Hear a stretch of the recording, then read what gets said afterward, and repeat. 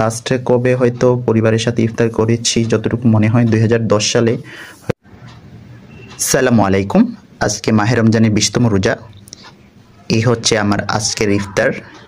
আজকের ইফতারের বড় একটা আয়োজন, যে এই দেখতে পাচ্ছেন এই বাড়িতে যা রয়েছে ছোলা, পেঁয়াজু, আলুর চপ, খেজুর এক প্রতিবেশী ভাবি দিয়ে গেছে।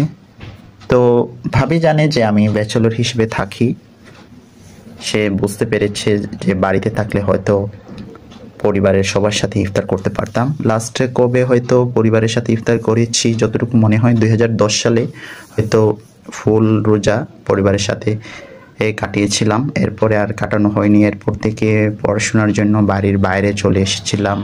সেই 2011 সাল থেকে পরিবারের বাইরে ইফতার করছি।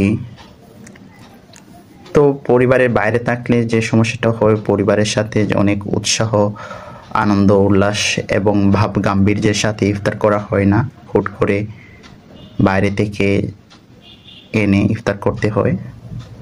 তো এই হচ্ছে এই বাটিতে যা রয়েছে, এটা হচ্ছে ভাবি দিয়ে গেছে, মানে প্রতিবেশী ভাবি।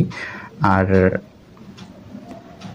এই যে ট্যাঙ্ক রয়েছে এটা আমি নিজে করেছি। আর এগুলো আমার বাসায় ছিল, আজকে রেডি করেছি। ভাবি আমাকে আগে মানে আসরের আজানের সময় বলে গিয়েছে যে আজকে সেই ইফতার দিবে, যার জন্য আর বাইরে থেকে আনি নাই। নর্মালি আমি দোকান থেকে এনে ইফতার করি।